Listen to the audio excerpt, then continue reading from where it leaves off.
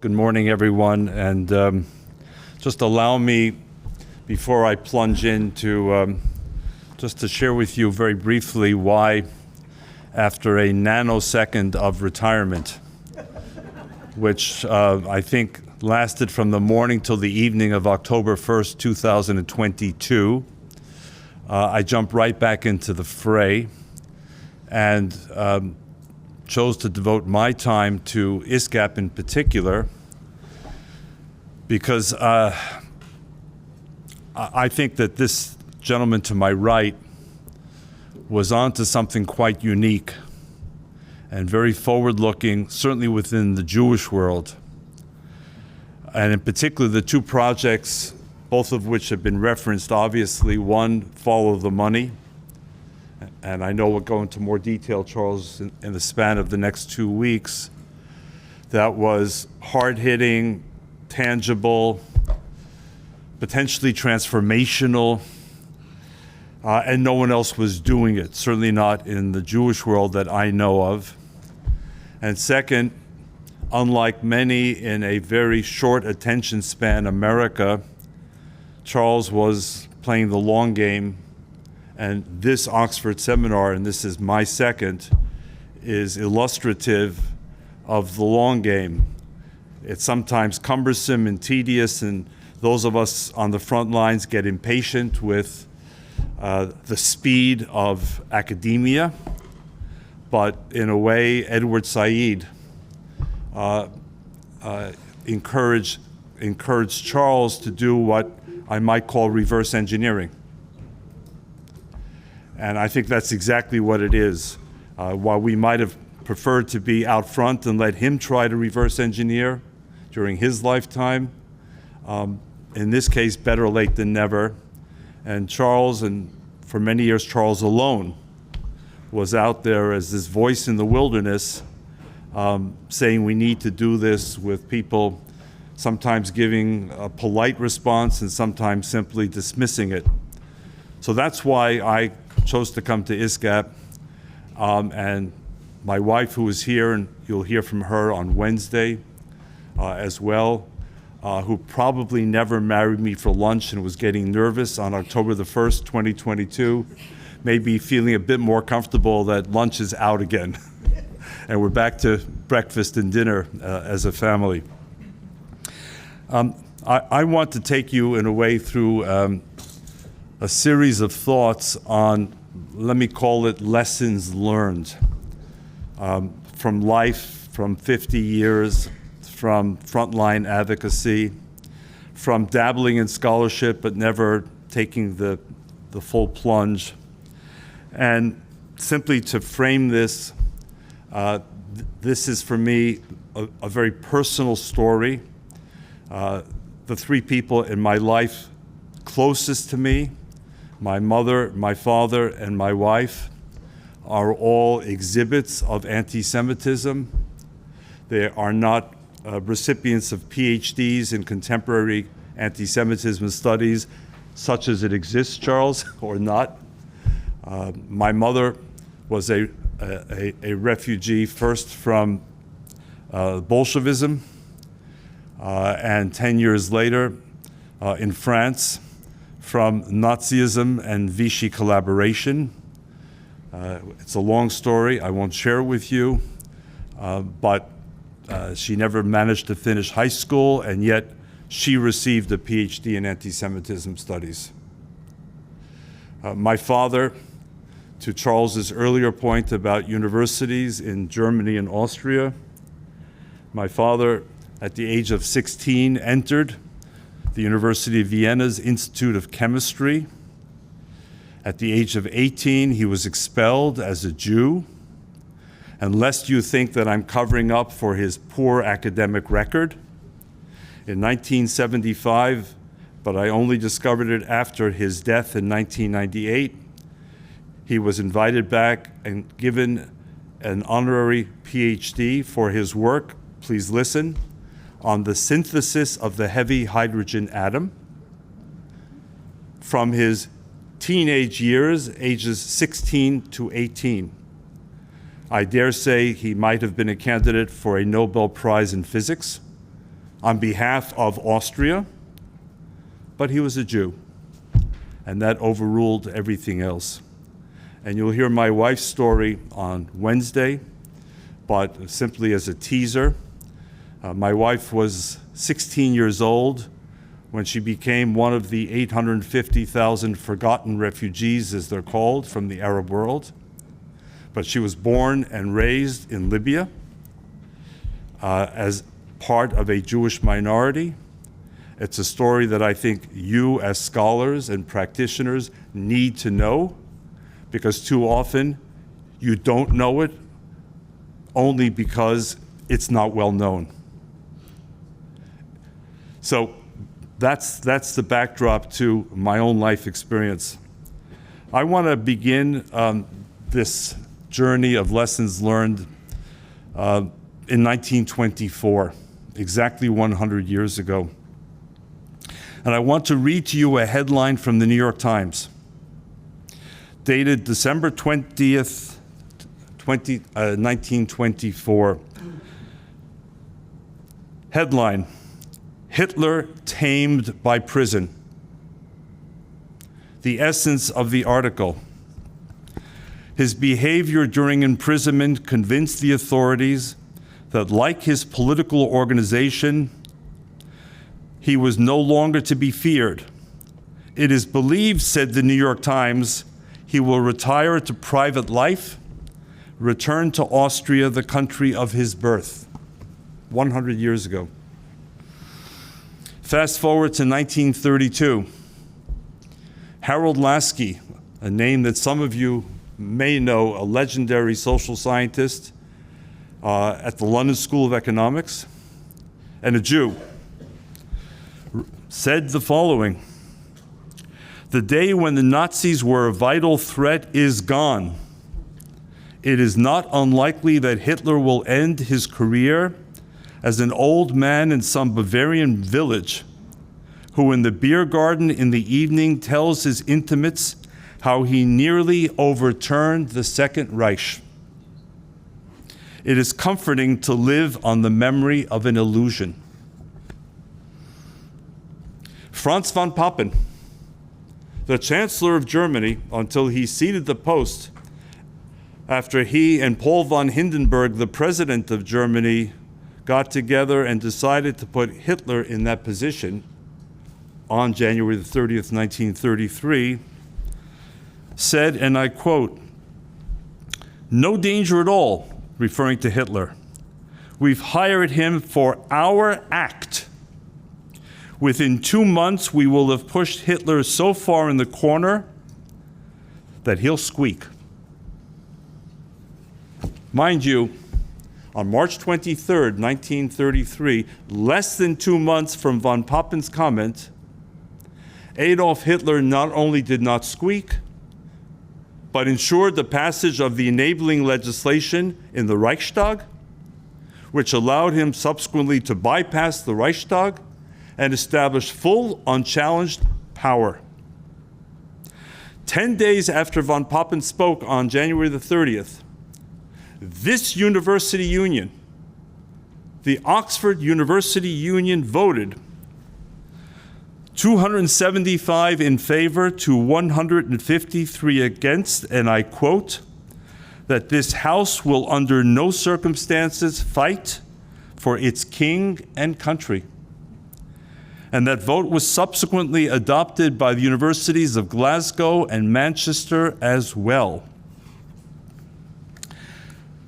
April 1933, the Secretary of State of the United States, Cordell Hull, speaking in Time magazine, then perhaps the most prominent of weekly news magazines, said, and I quote, "Mistreatment of Jews in Germany may be considered virtually eliminated."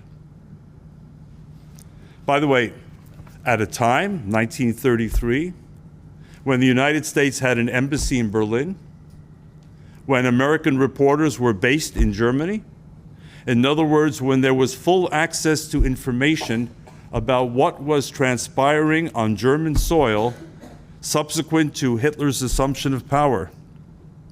And not to be outdone by Cordell Hull, perhaps the most prominent American journalist of his day, and a German-born Jew, Walter Lippmann, wrote the following in his syndicated column. He praised Hitler as, quote, statesmanlike and, quote, an authentic voice of a genuinely civilized people. Lippmann argued that the Jews were serving as, quote, a kind of lightning rod which protects Europe, because he said oppression of German Jewry was, quote, satisfying the lust of the Nazis who feel they must conquer somebody. So this Jew in America, in effect, was willing to justify and rationalize Nazi behavior against other Jews in an effort to satisfy or appease the Nazi lust. Further, said Lippmann, and I quote, "The outer world will do well to accept the evidence of German goodwill and seek by all possible means to meet it and justify it." British Prime Minister James Ramsay MacDonald, speaking on November the 9th of the same year, 1933, said, and I quote, "I do not doubt Germany's motive. I have never doubted motives. I have never doubted them, and I hope that I will never be hasty enough to doubt them." Winston Churchill, 5 years later, "The almost terrifying power that Britain is building up has a sobering effect on the rest of the world," meaning it would contain Germany. And yet, in one of the most remarkable books of that era, and one, if you haven't read, you should look for, it's become a bit of a collector's item, entitled Guilty Men, the story of British appeasement in the 1930s, their response to this Chamberlain quote was, "Hitler at least was not terrified by our," meaning British, "power." Of course, this was only one of many Chamberlain quotes. The most infamous, of course, being, "I believe it is peace for our time. Go home and get a nice, quiet sleep," after the third of his 3 visits to Germany in September 1938, when he also said that he is convinced, speaking of Czechoslovakia, and we have at least 1 or 2 people from Czechoslovakia, "A quarrel in a faraway country between people of whom we know nothing," said Chamberlain. And then, of course, he added, "I got the impression that he, Hitler, was a man who could be relied upon when he had given his word." And what was his word? That Czechoslovakia was all he sought. That was it. And I can go on. Edward Daladier, the French Prime Minister in Munich, together with Chamberlain, though he gets less press coverage, saying to the French people on September the 30th, quote, "I am certain today that thanks to the desire to make mutual concessions, and thanks to the spirit of collaboration which has animated the action of the 4 great powers, Germany, Italy, France, and Britain," said Daladier, "peace is saved."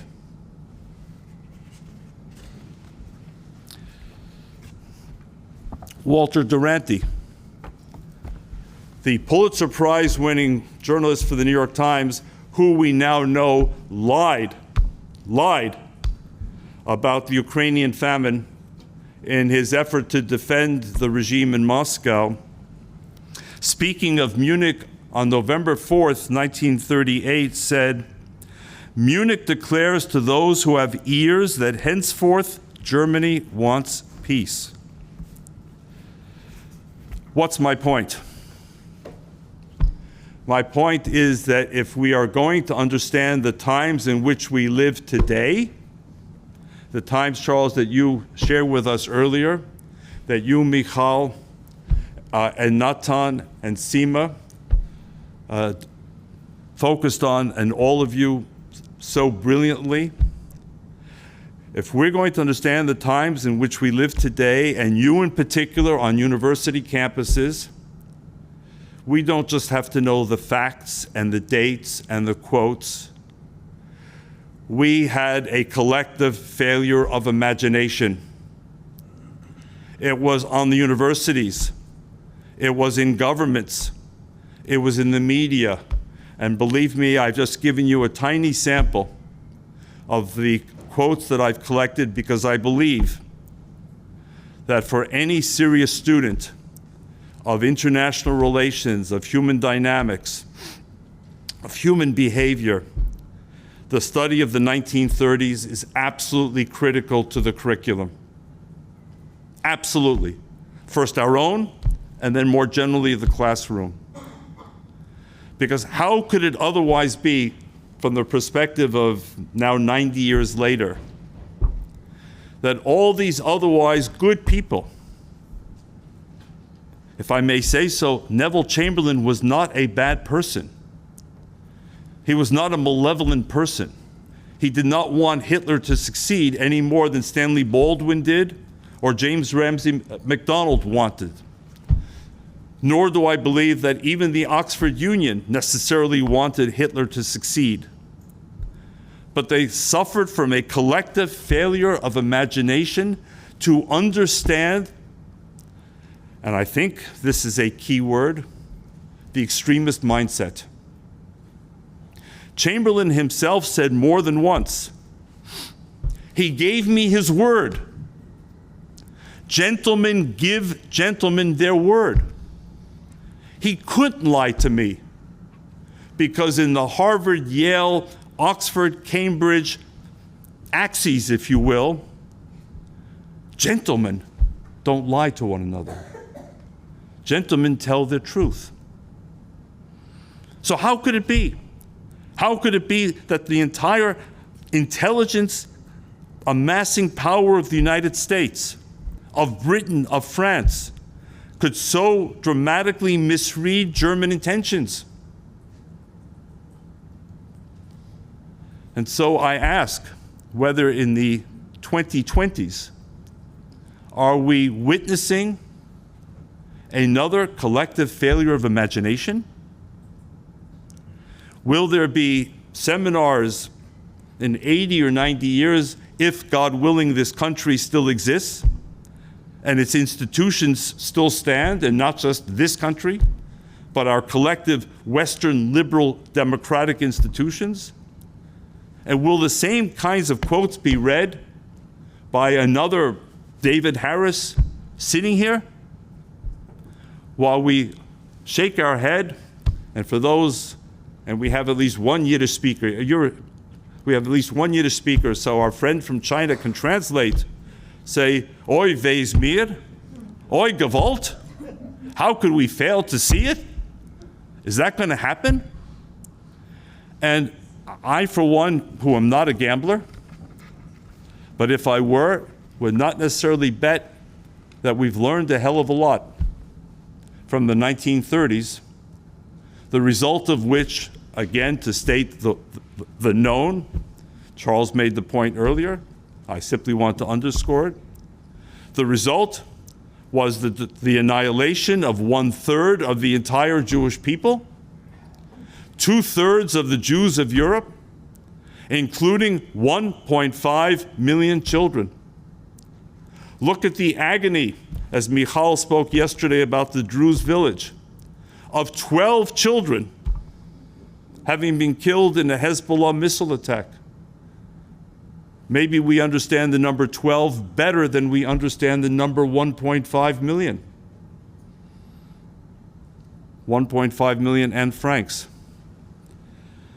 So I wonder and I worry. And for me, speaking to you, who are graduate students, postdoctoral fellows, tenured and untenured faculty at universities in many countries around the world, to me, this is issue number one. Are our young people in these venerable institutions not only being taught what to think, but how to think, and how to think critically, and how to understand other mindsets? By the way, just as Hitler was willing to defy the common political science theories that opposition leaders say one thing, but empowered in office do something else, because, as we're told, unless they can deliver the mail and pick up the garbage, they're going to be out on their tuchus, their backside. Didn't quite work that way.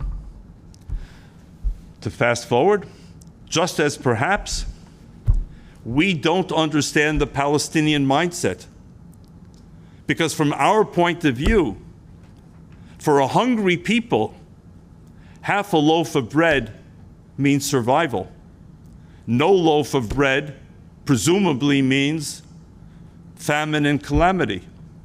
And yet, while David Ben-Gurion, for our hungry people, the Jewish people, was willing to forego the larger territorial ambitions for, if you will, half a loaf, the other side was unwilling and prepared to go hungry. Can we understand that mindset? Or does our Western Cartesian training and education prevent us from ultimately seeing where that mindset leads? And again, every generation has the conceit of wanting to believe that we, not they, we're at the inflection point. This is the inflection point. But I have to say, this time around, we are, I believe, at the inflection point. So, yeah, I mean, for me as a Jew, as a child of Holocaust survivors, it's very personal. But for me as a child of Western liberal democracy, it's no less personal. And that's what's up for grabs right now. The second lesson I learned, it'll be a lot shorter, so don't get nervous, from the 1930s. And one, I think, again, that needs to be woven in: appeasement does not work. Not with the mindset we're talking about. This is not about two people negotiating the price of a house and coming ever closer, because at the end of the day, one wants to buy and one wants to sell. So, you know, if not the first buyer, the second. That's not this. And once again, we have difficulty processing what sound like hyperbolic assertions. Exhibit A, Dr. Charles Asher Small. Yes, you. Telling the world, a country of fewer than 350,000 citizens, thousands of miles away, Charles likes to always add of America, to the United States of America,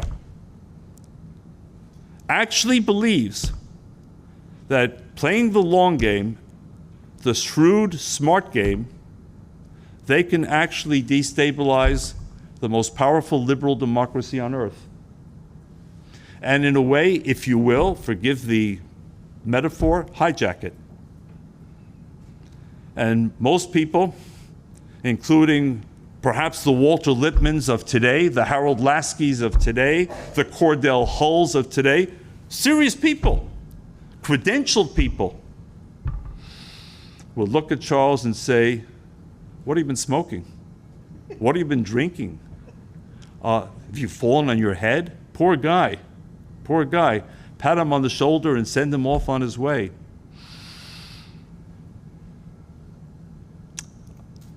Because it can't happen.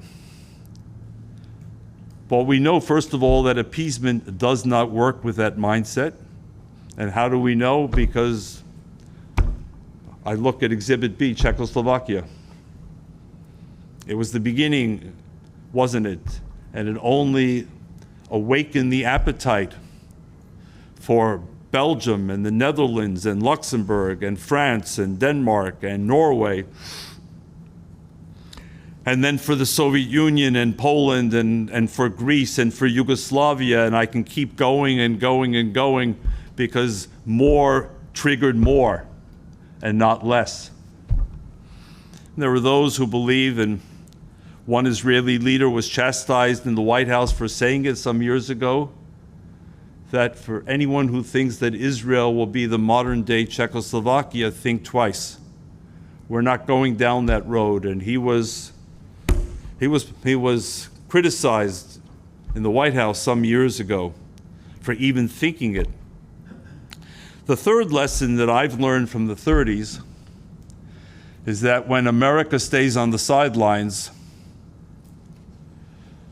the liberal democratic world cannot defend itself, not when it comes to hard power.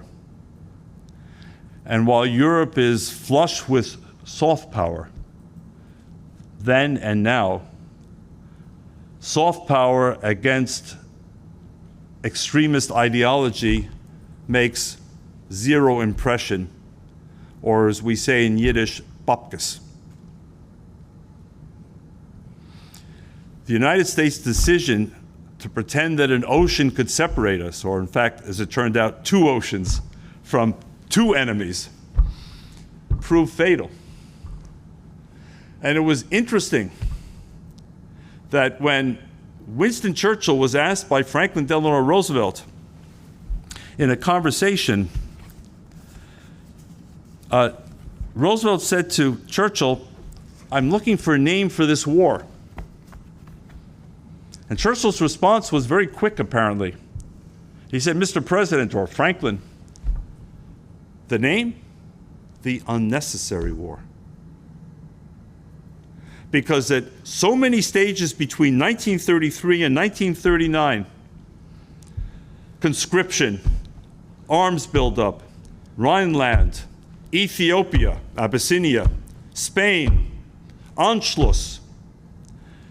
Had there been a strong intervention by Britain, France, and yes, perhaps the United States, Churchill seemed to believe, and who am I to disagree with Winston Churchill, that war could have been prevented. So the notion of peace through strength is, again, not some right-wing talking point. It may be what could have prevented the Second World War, at least in Europe. And the fourth thing, and last thing, then, is Israel. Now, here I need very quickly to clarify, lest there be any misunderstanding. Barack Obama in 2009 went to Cairo and made a big mistake. I want to say unintentionally, but mistake he made by linking the creation of the state to the Shoah. The Shoah only underscored the need for the state in a particularly dramatic way, obviously. But Theodore Herzl was not writing during the Shoah, nor, if I may say, were the founders of Judaism, including our prophets, including those who wrote Psalm 137, "By the rivers of Babylon, where we sat, we wept when we remembered Zion." So this is not about the state of Israel being reborn as a consequence of the Holocaust, rather as a fulfillment of a millennia-long dream and a forced separation since the year 70 in the Common Era, but at the same time, as a Jew who wants to ensure that never again means never again, and not just once a year at some solemn ceremony, I cannot imagine any strategy without Israel centrally positioned, not just as an advocate and a spokesman for Jewish people, but as the defender and the haven and home that we did not have in 1938. And I simply remind us that in 1938, at the behest of the United States government, and maybe to deflect attention from American restrictionist immigration policy, the Evian Conference was organized in Evian, France. And with the exception of the Dominican Republic, none of the 30-plus countries represented by their delegations, not one was willing to accept a single Jew. And I have to add, in the decade of the 1930s, when the United States had country-specific quotas, the country quota for Germany, and then after the Anschluss for combined Germany and Austria, was fulfilled once in 10 years. Once. And not for lack of applicants.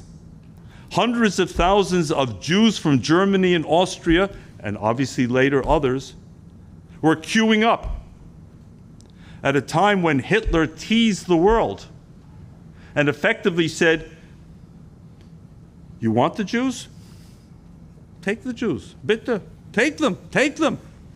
And they gathered in Evian and they gave Hitler the answer presumably he expected, and I would argue additional license to go the next step. I can't prove that, but it seems quite logical to believe. So 4 lessons: a failure of imagination, the disaster of appeasement, the distance and neutrality of the United States at a time when liberal democracy was on the line, and the absence of Israel on behalf of the Jewish people. And now I fast forward and not only ask whether these questions have been learned, but now in the midst of what we're experiencing, and I'm not going to go through the description, it's been so thoroughly covered this morning, last night, and most of you cover it daily in your work. So what can I add? But the lessons I've learned now, when we transition from description to prescription, which is our obligation, each in our own way, obviously, whether we're on the campus or in the trenches, wherever we may be, or on the campus in the trenches, or wherever we may be. The October 6th playbook must go out the window. And yet too many are still clinging to it and haven't yet understood. It may have worked partially. Whether it did or not, it's largely irrelevant today. What's the October 7th playbook? Well, number one, I would say something again, painfully obvious, but it needs to be said. Anti-Semitism is not a Jewish problem. Despite the views of some out there, we did not create the problem, and we will not solve the problem either. We can share our insights when asked, and even when not asked. From time to time, we're not shy. But it took until 1965. So depending on whether you want to count from year 30 or year 300, Constantine, it took up to 1900 years for the Catholic Church to go through a process that we would call in Hebrew cheshbon nefesh, a kind of accounting of one's soul, and reach the conclusion during the Second Vatican Council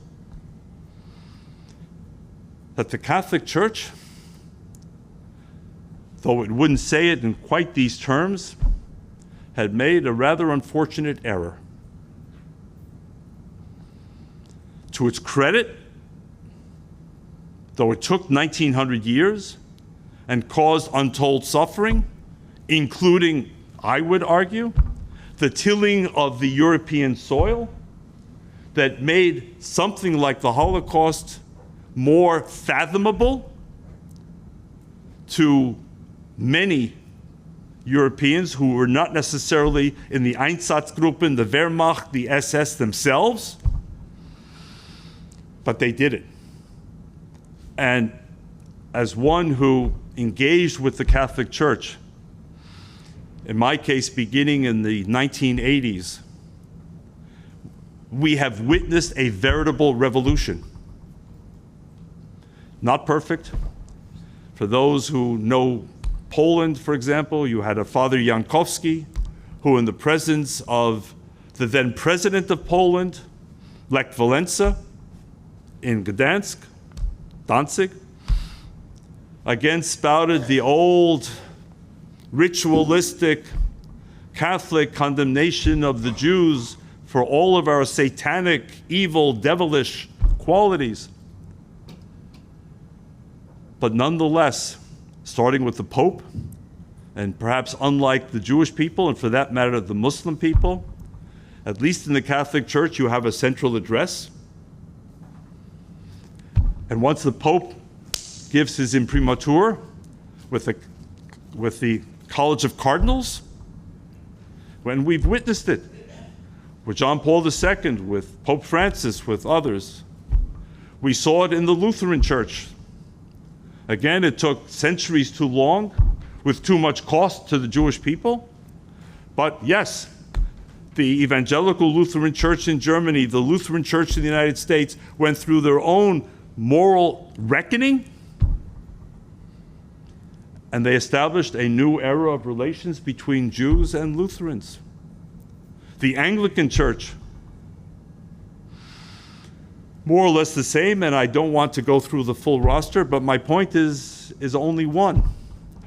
We cannot do it for the Catholic Church, nor can we do it for the Evangelical Church, nor can we do it for the Lutheran Church, nor can we do it for Islam.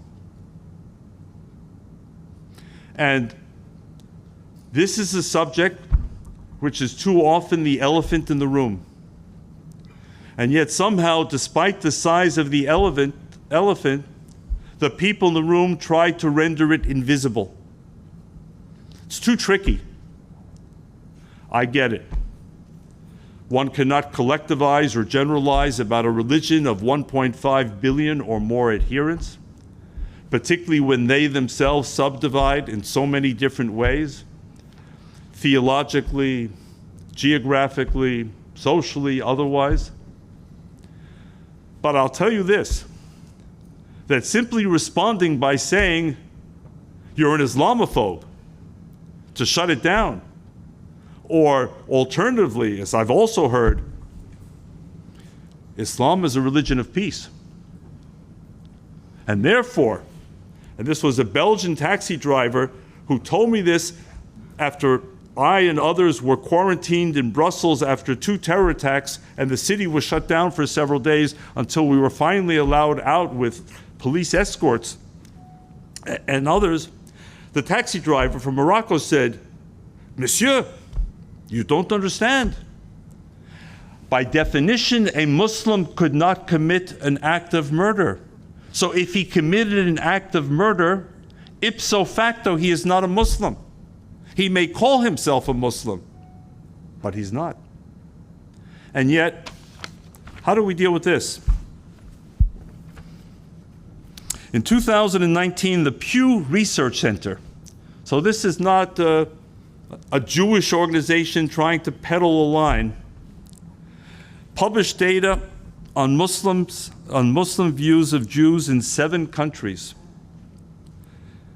In Jordan, and by the way, I repeat, of Jews, not Israelis, the fact that the respondents may or may not see them as the same is not for me to try and rationalize or justify or explain. The question was deliberately asked about Jews, Yahud. 100% of those surveyed in Jordan had an unfavorable view of Jews.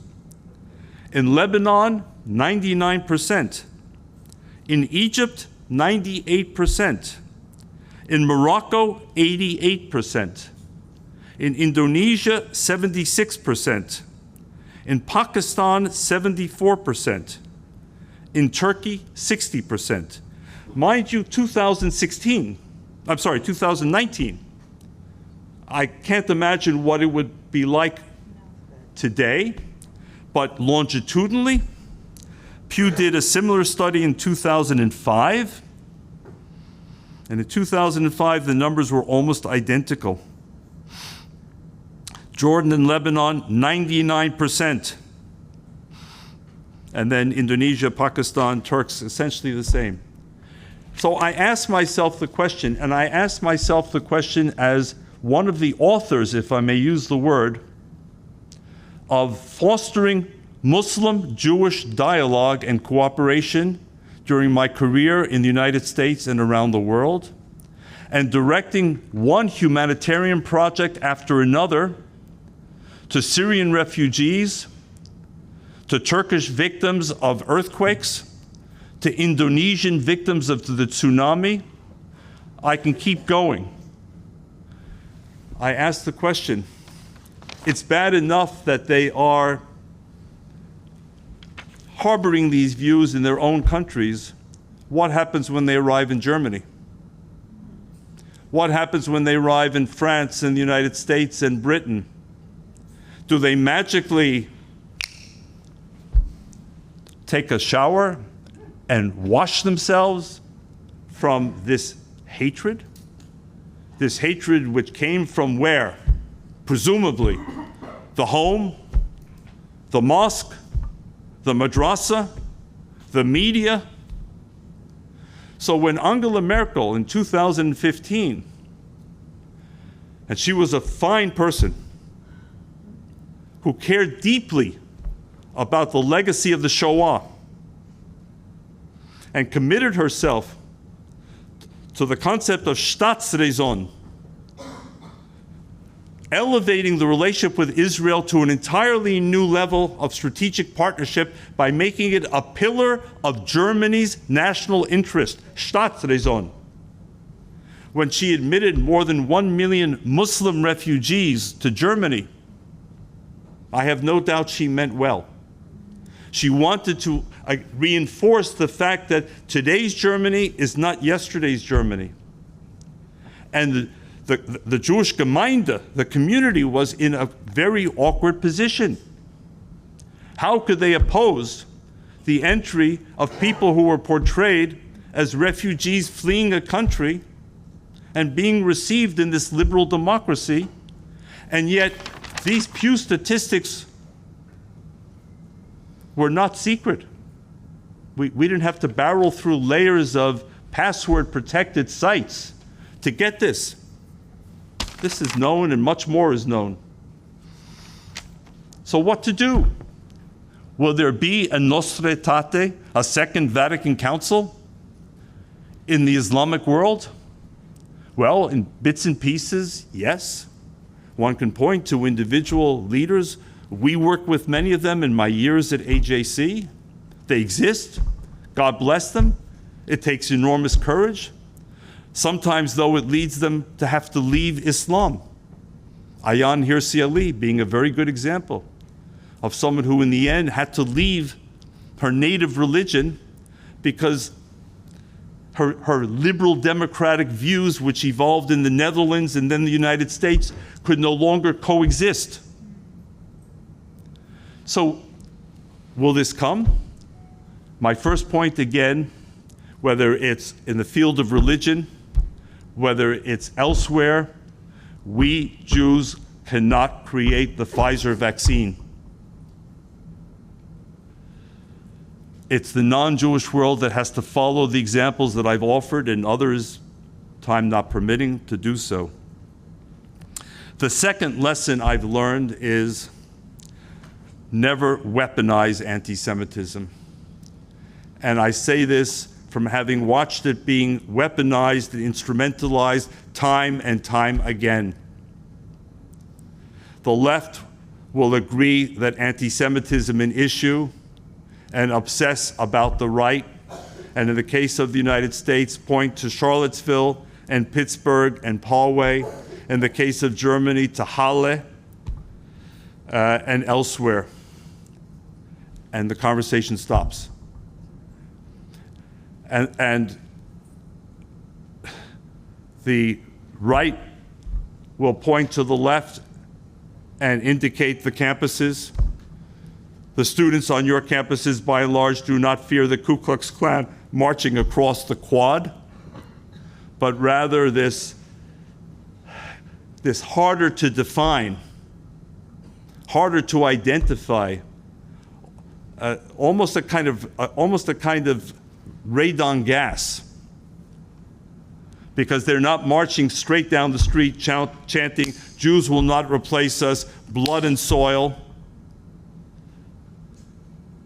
It's a little more complicated, but ISGAP has been deconstructing it, and you have as well.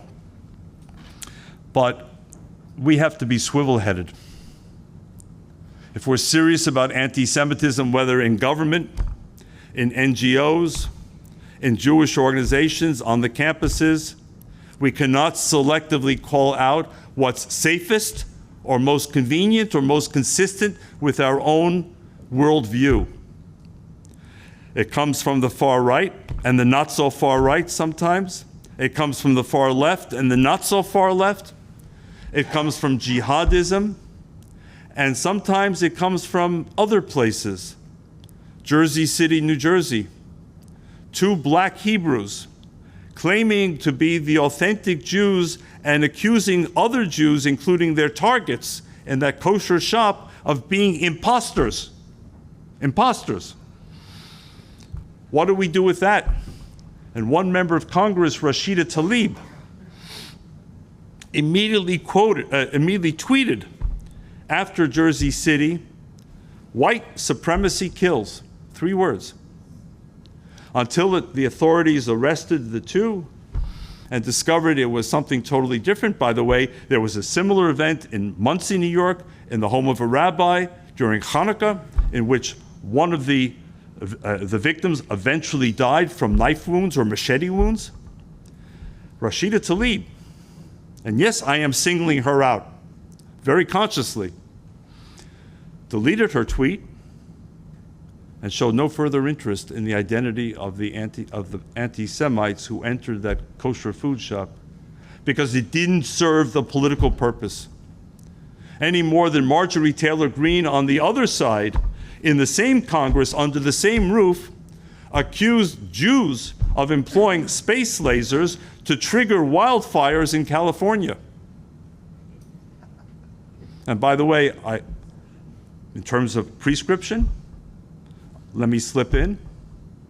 And why are both political parties in the United States tolerating this? Why are they tolerating this? Expel them. Let them go off as independents. If they win, they win. It's no longer the problem of either party.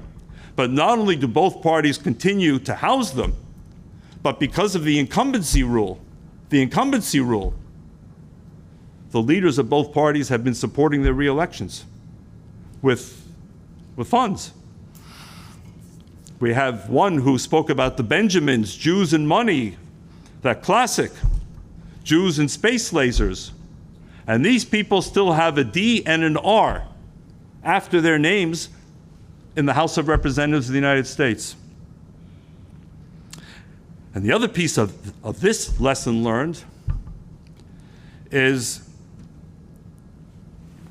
don't underestimate ever the lethality of anti-Semitism. It's, in today's world, sometimes it's hard to process. Let me try to be fair. Jews, by and large, are successful. By the way, to Charles's earlier point about success and failure and wealthy neighborhoods and not so wealthy neighborhoods, please correct me, but I believe that today, Indian Americans are the wealthiest identifiable ethno-national group in the United States.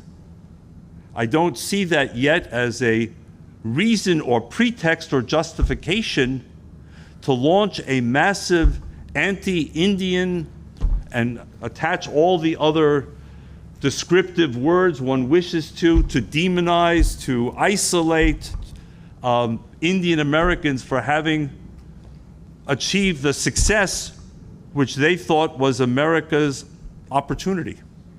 Not America's promise, America's opportunity. But Jews, by and large, with some notable exceptions, are successful.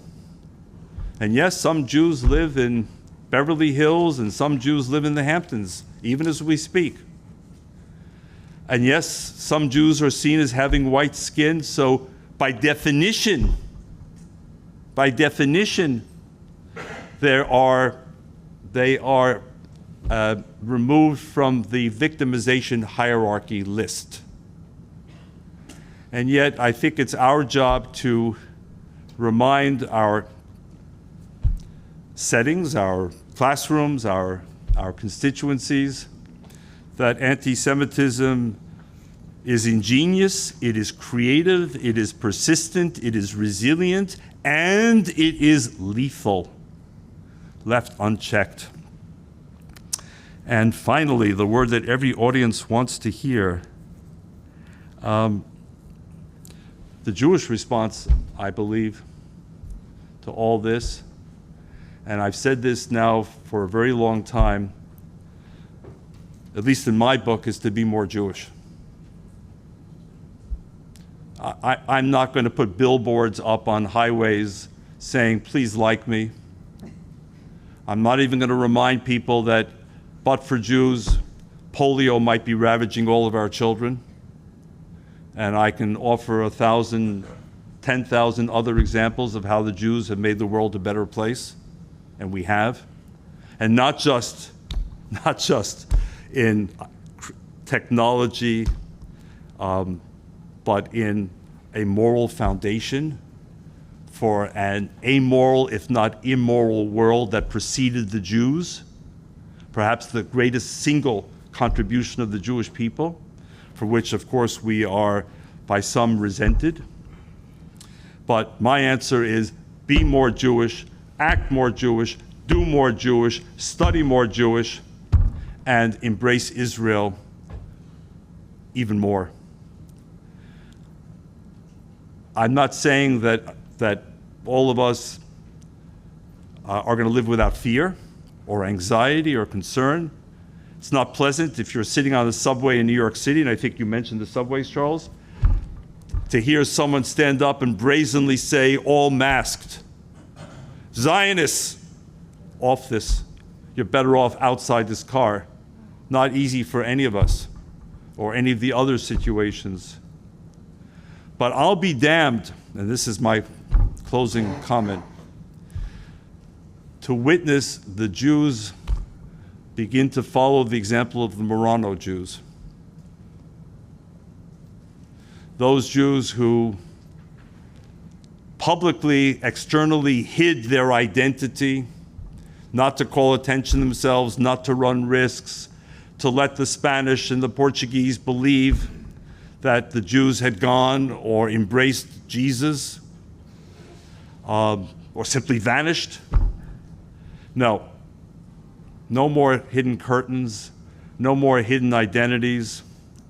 We have our state reborn, God bless it. We have a Jewish community that at its core, not at its fringes, at its core, someone once likened it to a jelly donut. It's a strange analogy. But at its core, it is rich and sweet and united in raspberry jam or custard cream, but the edges break away very quickly. So for those of us who are part of that custard cream or raspberry jam, make it stronger. So thank you, ISGAP, for this opportunity.